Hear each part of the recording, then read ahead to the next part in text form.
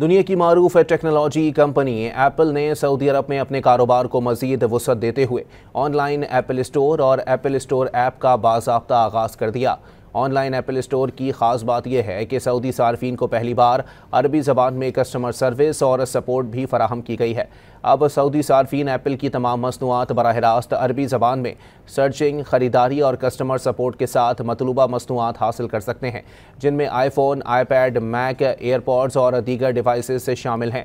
Store انتظامیہ کا کہنا ہے کہ ان کی ٹیم صارفین کو معیاری سروس فراہم کرنے کے لیے کوشاں ہیں۔ آن لائن اسٹور کی دستیابی سعودی عرب میں صارفین کے لیے نئے دور کا آغاز ہے، جہاں وہ ایپل کی مکمل مصنوعات کی بآسانی خریداری کر سکیں گے۔